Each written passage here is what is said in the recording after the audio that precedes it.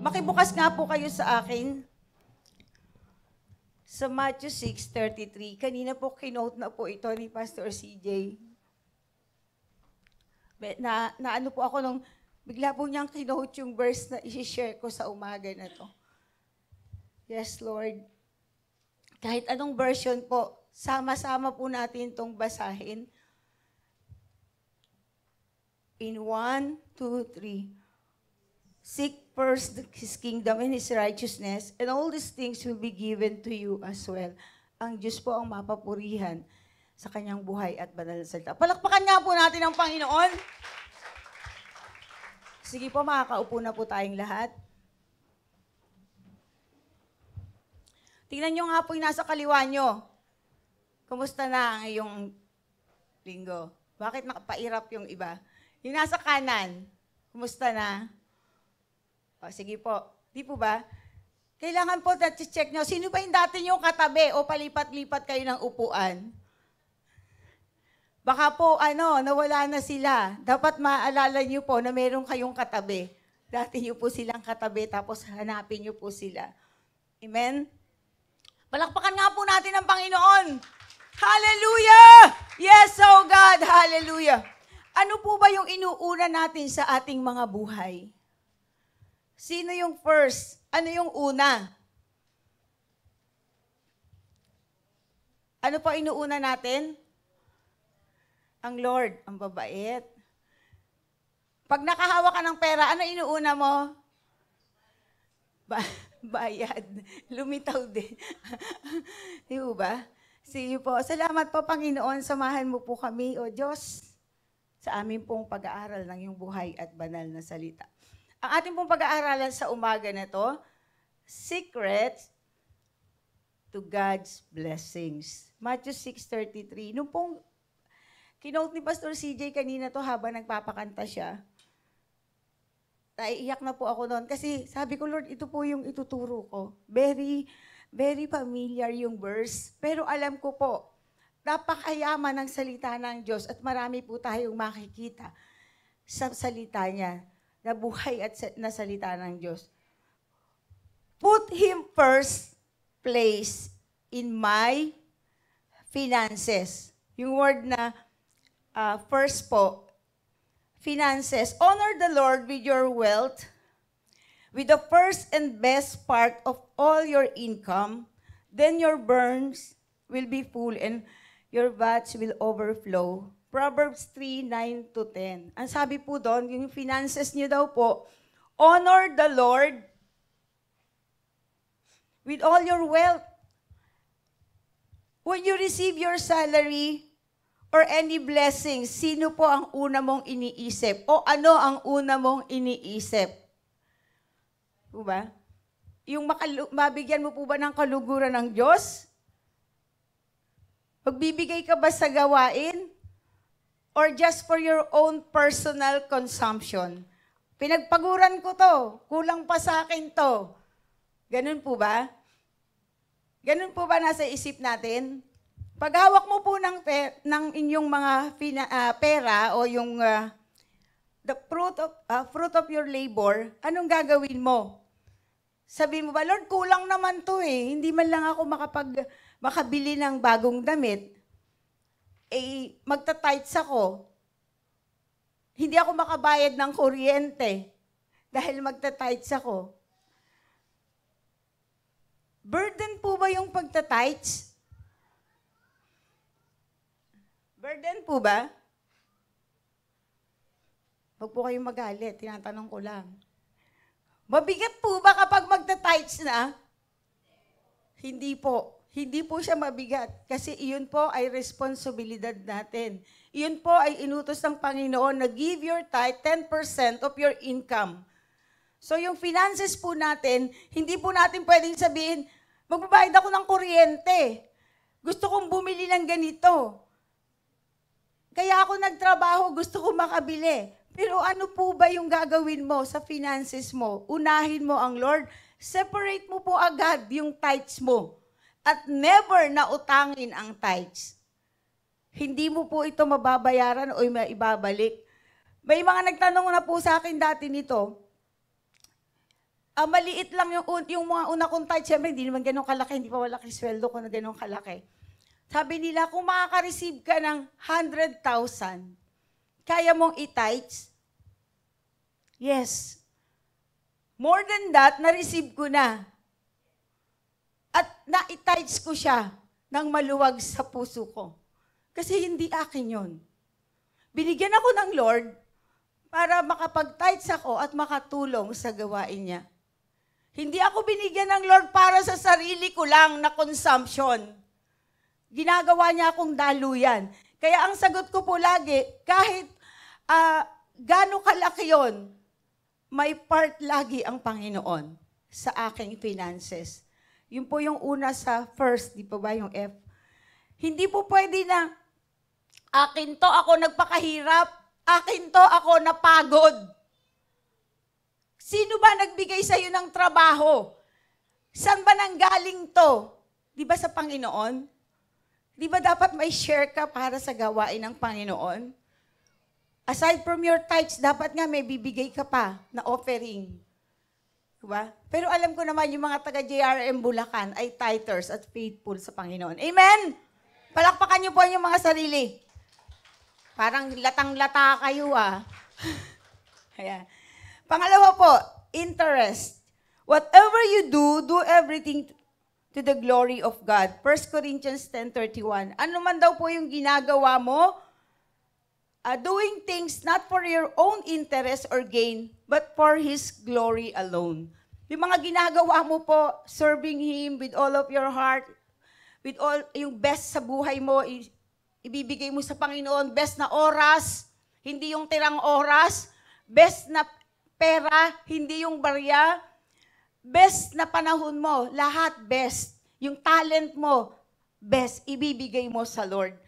Ano man po yung karir mo, ano man po yung narating mo, hindi ka magiging successful kung hindi po ito ibinigay ng Lord sa inyo. So whatever you do, do everything for the glory of God. Ano man po yung ginagawa natin, gawin po natin to para mabigyan ng kapurihan, kaluwalhatian ng ating Panginoon. Di po ba?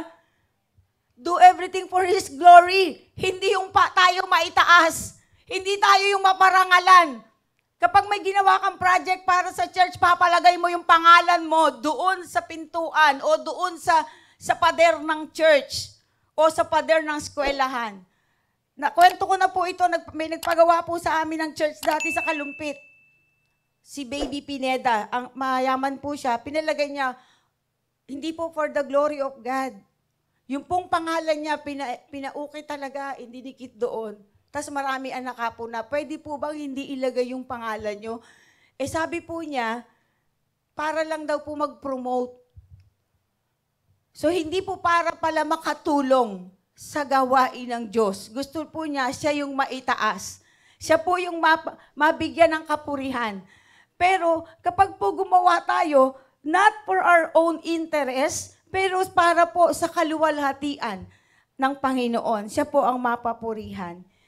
Letter R is relationship. Whoever does not love does not know God because God is love. 1 John 4:8. Ano po ba yung relasyon natin sa Panginoon? Gaano mo kamahal ang Lord? Kumusta po yung relasyon nyo sa Panginoon? Okay kayo sa tao? Pero sa Panginoon, okay ba kayo? Minimit mo ba ang Lord sa oras na i-dedicate mo sa Kanya, itong oras na to, kailangan nagpe-pray ako, walang mangi-istorbo sa akin.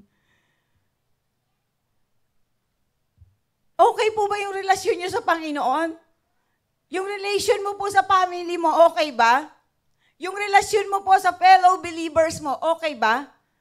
Yung relation mo sa friends mo, okay ba? Baka mamaya mabait ka lang. Dahil nasa loob ka ng church, may halo. Paglabas mo, iba ka na. May sungay na. Ganun po ba? Sa pamilya mo, gaano ka kabait sa kanila? Kung magsasurvey po kaya tayo, para sa pamilya, para sa fellow Christians, maglalagay po ng, magbibilang. Ano ang ugali mo sa pamilya mo? Ano ang ugali mo sa church? Ano po kaya ang lalabas? Gusto niyo mag-survey tayo? Di po ba? Paminsan-minsan po dapat naisip natin, ano ba yung relasyon ko sa pamilya ko? Ano yung relasyon ko sa mga kapwa ko mananampalataya? Nasasaktan ko ba sila? Ano yung relasyon ko sa mga kaibigan ko? Kailangan po natin lahat to, maayos na relasyon sa Panginoon at sa ating kapwa. Amen? Schedule. Teach us to number our days that we may gain a heart of wisdom. Psalm 90 po ito, verse 12. Satisfy each morning with your unfailing love, that we may sing for joy and be glad all our days. Psalm 90, 12 to 14. Ano yung schedule mo? Sinong inuuna mo? Paggising mo sa umaga, anong ginagawa mo? Maiksi na po ang oras. Marami kayong nakikita ngayon, mga nakapost na maiksi ang oras, kulang na ang oras, ganito na, malapit na. Ano po ang ginagawa nyo para maging handa? Ano po yung schedule nyo? Paggising mo sa umaga, ay maglalaba na ako, magluluto ako, papasok ako. Nag-pray ka na ba? Nag-minute mo na ba ang Lord? Di po ba? Kahit nasang lugar ka, dapat paggising mo sa umaga, alam mo na kung ano yung una mong gagawin. Napaka-busy po ng mundo na to. Nagmamadali lahat tayo. Parang sasabihin, kulang ang oras. Malilate ako sa trabaho. Nag-aaral ako. O yung ibang mga bagay na ginagawa nyo. How can you find your schedule with the Lord? Kumusta naman yung schedule mo sa Lord? Paano mo binibigyan ng oras? Can you give Him the best time ever in your life? Or yung tira-tirang oras na lang? Yung pagod na pagod ka na yung feeling mo, gusto mo nang mahiga, tapos hindi pa pala ako nagpe-pray. Amen. Di po ba? Pinagod mo yung maghapon mo, inubos mo yung energy mo, pagdating ng gabi, di ka na makapag-pray. Lord, pagod na po ako, gusto ko nang matulog. Pero wala dito no, nasa labas. Nado sa labas, hindi po yung nasa labas lang dyan. Ibig po sabihin, your best time, the best time of your life, dapat kasama lagi ang Panginoon sa schedule. Hindi mo ubusin yung oras mo, yung panahon mo, para sa walang katuturang bagay. Mahalaga po na alam mong isama sa schedule ang Panginoon. Di po ba? Bakit ba ako atin ng Sunday? Nagpapakahirap ako umaten. Pwede namang mag-online. Gusto kong pumunta ng SM. Yun lang ang may time ako. Gusto kong gumala. Gusto kong magpunta sa ibang lugar. Yun lang ako may time. Umabsent ka sa trabaho, tsaka ka gumala. Umabsent ka sa trabaho, tsaka ka mag-SM. Huwag ka nga absent sa Sunday service. Amen? Trabaho pwedeng absent, andyan. O, galit na kayo? Pero ang Sunday service, isang beses sa isang linggo, 2 oras, uupo dyan. Inip na inip pa kayo. Sa mall, naka-6 ka na na oras, ikot ka ng ikot, pero hindi mo naramdaman yung pagod. Diba? Pag nandito ka sa loob ng church, kasama sa schedule mo yan, magpupuri ka sa Diyos. Panghuli po, letter T, trouble. Call upon me in the day of trouble, I will deliver you and you will honor me. Psalm 50:15. Sino po rito yung dumaranas ng mga pagsubok? Amen. How can you handle it? Paano nyo hinahandle yung mga troubles? Sabi po dito, call upon me, sabi ng Lord, in the day of trouble. Tawagan nyo ako, sabi ng Panginoon. At ikaw ay i-deliver niya o aalisin niya o tutulungan ka niya doon sa problema mo. Hindi po sinabi pag na-problema kang pinansyal, ano yung number ni Bombay? Nagka-problema ka sa pera, anong number ni sister ganito? Nagka-problema ka sa pamilya, anong number nung kaibigan ko na to? alam mo naman na kahit anong problema, kahit ano, wala pong sinabi na hindi pwedeng ilapit sa Lord. Lahat po ng problema natin, pwede natin sabihin sa Panginoon. And He is faithful na sagutin yung mga problema na to. Hindi po tayo mapapahiya kapag po sa Panginoon natin inilapit yung ating mga problema. Ano man pong pagsubok, ang Diyos is a prayer away. Minsan, ayaw nyo lang, tumawag sa Kanya. Inuuna nyo yung, yung my way? I do it my way. Lagi pong maging motibo ng Kristiyano, ng isang mananampalataya. I can do it in God's way. Amen? Hindi yung, I did it my way. Sabihin po natin lagi, kaya to ng Panginoon. Walang pag-aalinlangan, walang pagdududa. Kahit gaano kabigat na problema, ang Panginoon ang siyang magre-resolve nito. Siya ang maglulutas. Amen po? Amen po ba doon? Palakpakan po natin ang Panginoon. Pangalawang bagay po, rest on His strength. The Lord is good to those who depend on Him, to those who search for Him. Sabi po, di po ba? Rest in His strength. Lamentations 3:25. Napakabuti po ng ating Panginoon. Basta po tayo ay magdidepende lang sa Kanyang lakas. Huwag po sa sarili nating lakas. Kanino tayo magtitiwala? Saan tayo hugot ng lakas? Sa Panginoon. May awit po tayo na, damang-dama ang lakas na galing sa'yo. Di po ba? Damang-dama natin. O pag kinakanta nyo to para lang wala, sabi, damang-dama ang lakas na galing sa'yo. May lakas ba yun? Buti nga po, hindi tayo tinitira, yung binabato kapag, yung lalamya-lamya tayo. Joyful yung kanta po na to. Damang-dama ang lakas na galing sa'yo. Sasabihin, yung mga kumakanta dito, hirap na tayo. Gaganyan-ganyan lang po. Hindi po natin iniintindi. Paano mong madarama yung lakas? Rest on His strength. Paano mo po gagawin ito? Madarama lang po natin ang lakas na galing sa ating Panginoon kapag tayo po ay nagpapakalalim sa relasyon natin sa Kanya. Dapat po nagpapakalalim tayo. Lagi po nating sinasabi na sa Lord ako nagdidepende. Wala akong lakas. Hindi ko to kaya. Last May 7 po, habang nag-devotion po ako, dalawang kapatid ko, si ate yung may cancer, yung pinapapray po namin dito. Tapos yung kapatid ko pong nasa Saudi, isang lalaki, 4 na lang po kami, inatake, na stroke. Siyempre tumatawag sila sa akin, tapos nagdi-devotion po ako. Alam niyo po ba, wala akong masabi. Umiyak na lang po ako na umiyak, Lord, palakasin mo po ako. Kasi lahat sila, parang nakakapit lahat sa akin. Parang gusto ko lahat sila igano. Gusto ko humulagpos, pero hindi ko po magawa. Tapos umiiyak, ting may tatawag, natatakot ako kasi madaling araw, tatawag sila.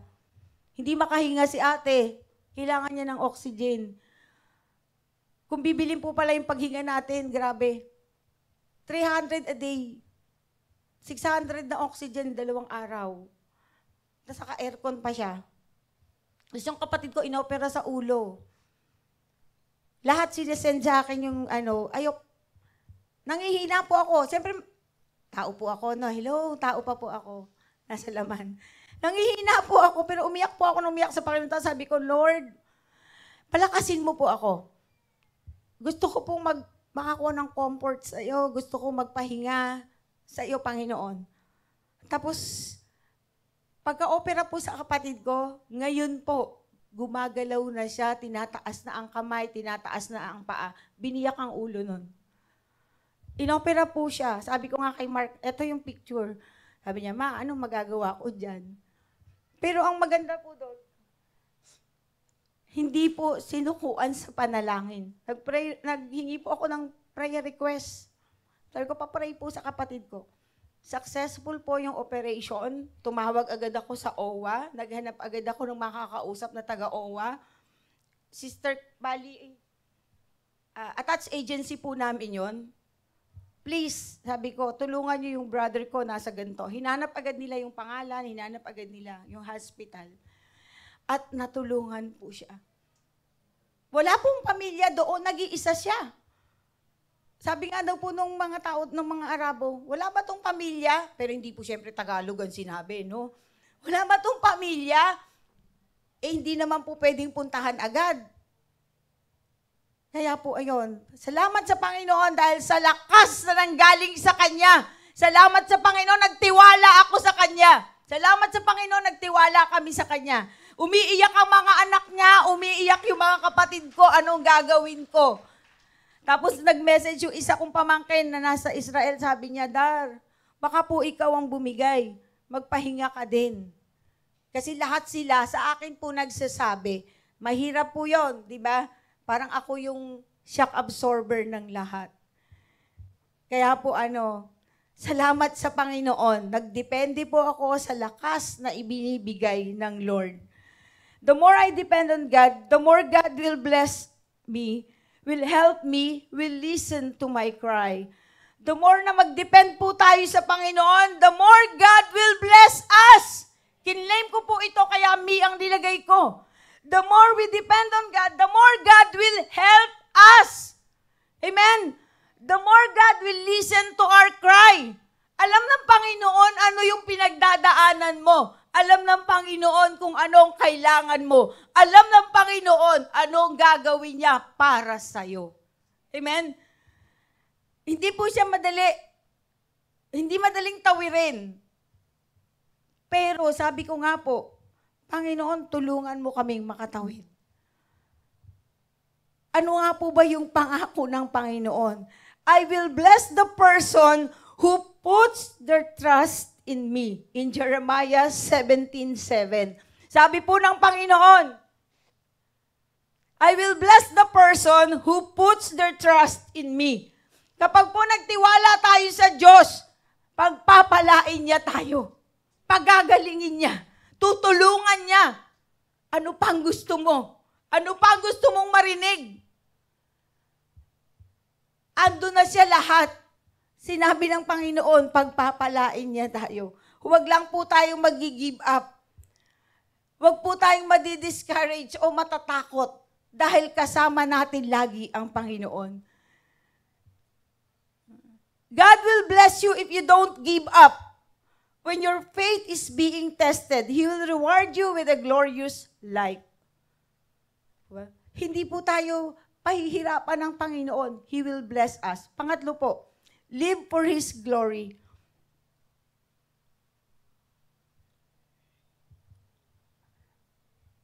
God will bless everyone who honors Him, the great and the small alike. Psalm 115:13. Paano po ba tayo mabuhay? How can I live for God's glory? Natanong niyo na po ba yon? Paano ako mabubuhay o mamumuhay para sa kapurihan at kaluwalhatian ng Panginoon? Natanong niyo na po ba sa sarili niyo yon? O hindi pa? Pwede niyo po bang itanong sa sarili niyo yun ngayon? How can I live for God's glory? Paano nga po ba to? By using our abilities to help other believers, by helping our family, our friends. God has given each of you some special abilities to be sure to use them to help each other so that God will be glorified. Di po ba?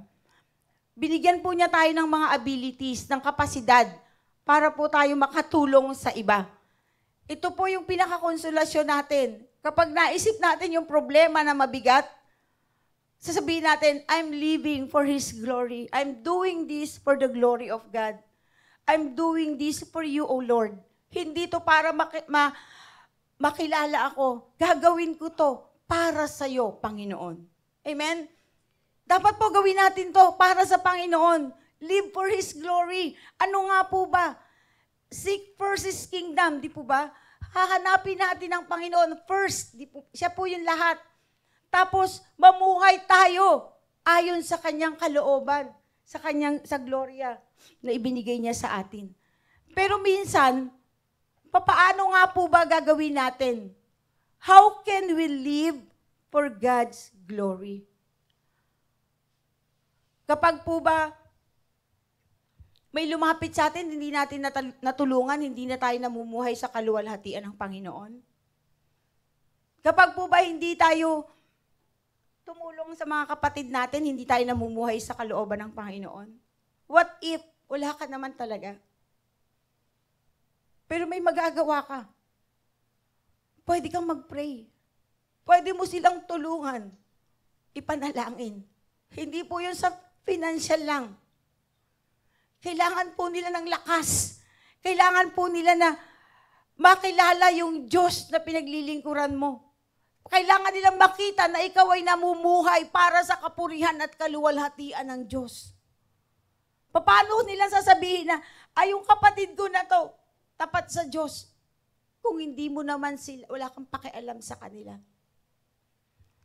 Dapat po makita nila sa buhay mo na ikaw mismo nag-glorify mo ang Lord. Ikaw mismo namumuhay ayon sa kalooban ng Diyos. Di ba yung binasa natin? Seek first His kingdom and His righteousness, and all these things will be given unto you. Hahanapin mo muna ang Panginoon. Magdudwell ka muna sa presensya niya. Siya muna ang una sa lahat. Number 1 sa listahan mo, ang Panginoon. At ang lahat ng bagay ay ibabalik niya, bibigyan ka niya, tutulungan ka niya, pagagaanin niya kung ano man yung bigat na nararamdaman mo. Amen? Hindi po kasi pwede sabihin natin, hindi kaya ko to. Kaya ko to. Kung pala hindi mo na kaya, nagkukunwari ka lang. Kailangan po alam mo na kaya ng Panginoon. At ang gagawin mo ay para sa kapurihan at kaluwalhatian ng Diyos. Hindi po masamang meron kang plano sa buhay mo. Pero yung plano mo ba naka-align sa plano ng Panginoon? Ako po kapag hindi nangyari yung isang bagay, meron ako ini-aim tapos hindi nangyari, ang lagi ko pong nasa puso, may ibibigay ang Lord na mas malaki. May ibibigay ang Lord, igagrant ang Lord na mas angkop sa akin. Kung hindi pa niya to binigay, okay lang. Kasi yun yung plano ng Lord. Lahat naman tayo may plano, amen? Oh, may plano po tayo. Pero yung plano po ng Panginoon para sa atin, mas maganda. Plano natin, alam natin maganda na yun eh. O mag-aaral ako, pagkatapos ko mag-aral, magtatrabaho ko, pagkatapos ko magtrabaho, siyempre kikita na ako. Tapos, ano pa? Ano kasunod? After that, ano? Nakasama ba ang Lord sa plan mo? Ang sabi ng Lord, live for His glory. Paano mo mapapapurihan ng Diyos? Paano mo maibibigay sa Kanya yung buong-buong ikaw? Hindi naman po sinabi na magstay na lang tayo sa church. Hindi naman po sinabi na, sige, lahat kayo maging manganganta, maging manunugtog, maging magsayaw, mag-tech team. May kanya-kanya po tayong abilidad. May kanya-kanya po tayong trabahong galing sa Lord. Ginagawa po ba natin to para mapapurihan ng Panginoon o para makita lang tayo dito sa harap? Kapag po yun ang motibo natin, huwag ka nang tumayo dito. Hindi ka gumagawa para sa kapurihan ng Diyos. Kung ikaw ay may gagawin sa gawain ng Panginoon, gawin mo to na ang Diyos ang mag-glorify. Hindi ikaw. Paano ka mamumuhay for His glory? Amen? Hindi po natin kaya to. Ang Diyos lang po ang may kaya. The more I help others, the more God helps me. Habang tumutulong tayo, the one who bless others is abundantly blessed. Those who help others will be helped. Proverbs 11:25. Habang nagpapala po tayo sa iba, ano sabi dito? The one who blesses others is abundantly blessed. Those who help others will be helped. Habang tayo po ay nagbibigay sa iba, lalo po tayong pinagpapala. Amen? Ay, malungkot sila sa amen. Habang tayo po ay nagbibigay sa iba, lalo po tayong binibigyan ng Diyos. Ang gusto po ng Panginoon, bukas ang iyong palad. Hindi po nakatikom. Kapag nakatikom po yung palad mo, may papasok bang blessings? Wala. Lagi ka nakasuntok. GI. Walang magagalit? GI. Genuine. Wala po ba Ilocano? Di po ba? Pero pag nakalahad po yung kamay mo, dating at dating ang biyaya. Subukan nyo yung buhangin, kuhanin mo, tapos, ano yan? Ganunin mo yung kamay mo. Di ba nawawala? Pag bukas mo ng palad mo, wala na halos.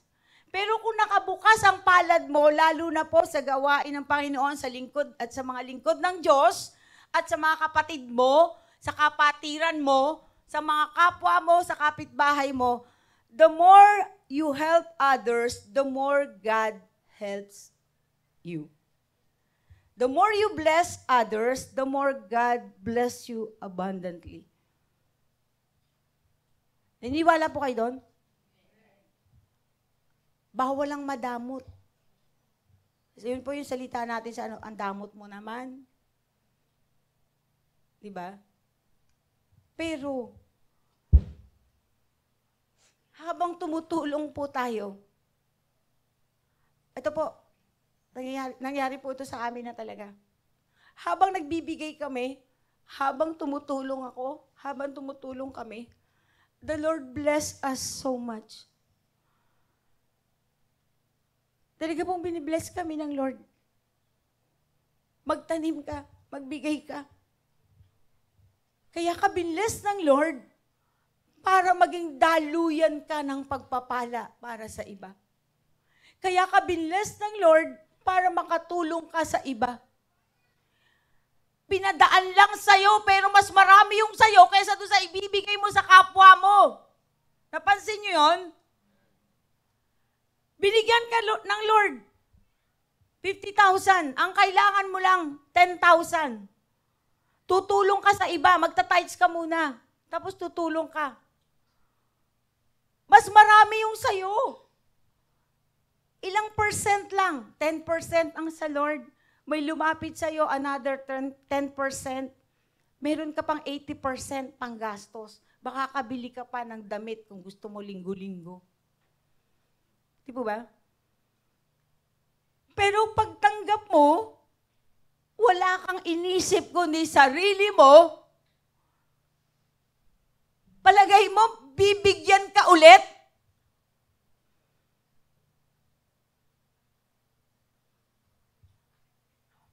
Paghawak mo ng pera mo, alam mo naman na,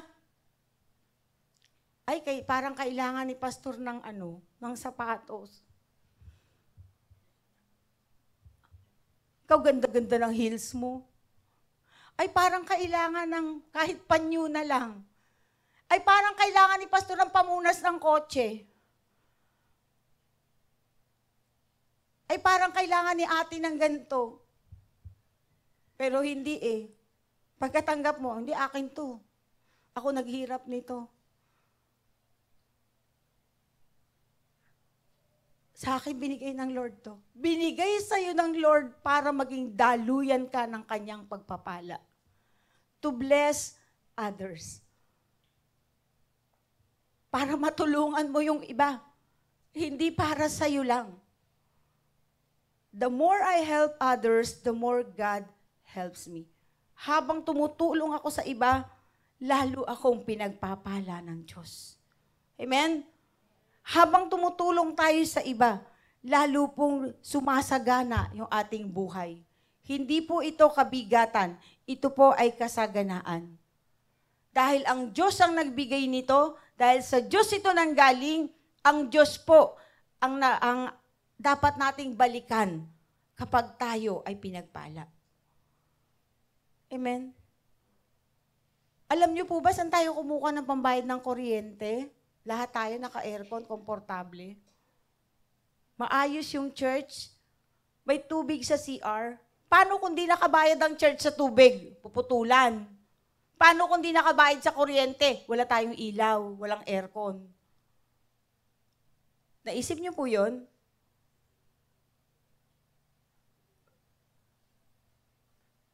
Paano kung walang allowance sa mga magmimisyon? Paano kung walang allowance para sa mga pastor?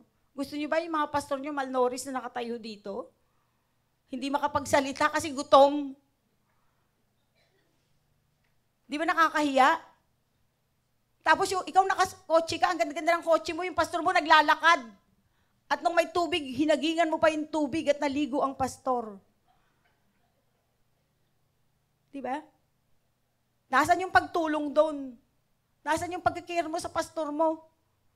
Pastor, mahal ka namin, pero yung ulam ko dapat iba sa ulam mo. Pastor, mahal ka namin, maglakad ka, ako nakakotse. Hindi na po ngayon luxury ang sasakyan.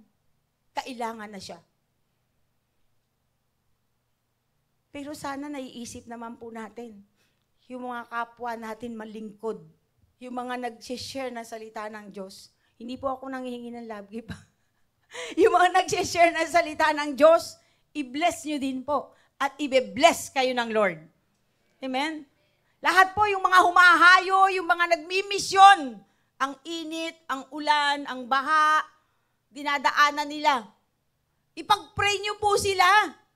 Or kung meron po kayong gustong iabot sa kanila, iabot nyo. Hindi po yun masama. Sabi, the more I help others, the more God helps me. Habang nagbe-bless ka sa iba, bine-bless ka ng Lord. Habang nagbibigay ka sa iba, hindi ka nagdadamot, binibigyan ka ng Panginoon. More than your mind can imagine. Gaano kalaki, saan ang galing, minsan bigla na lang may darating sa'yo, may dalang biyaya. Kasi, hindi ka naging madamot. Hindi ka naging makasarili. Yun yung masakit na term, makasarili. Diba? Dahil sinyer mo to, ang Lord ang magbabalik nito sa'yo. Conclusion po. Put God first in your life. Unahin mo ang Panginoon, no matter what. Ano man yung pangangailangan mo, unahin mo ang Panginoon. In 1 Chronicles 29:14, ano po sabi dito? Everything we have has come from you, and we give you only what you first gave us. Lahat po ng meron tayo, galing sa Panginoon. Kaya unahin natin ang Panginoon dahil siya yung unang nagbigay. Siya po yung unang nagbigay sa atin ng lahat. Kaya unahin natin ang Panginoon. Hindi po pwedeng sabihin natin na, akin to eh. Oo, sa'yo binigay yan. Pero, uunahin mo ang gawain ng Panginoon para lalo kanyang pagpalain. First, sa pera mo, first, sa buhay mo, first, sa pamilya mo, ang Panginoon. Put God first in your life. Lahat po ng aspeto ng buhay mo, unahin mo lagi ang Panginoon. Amen po?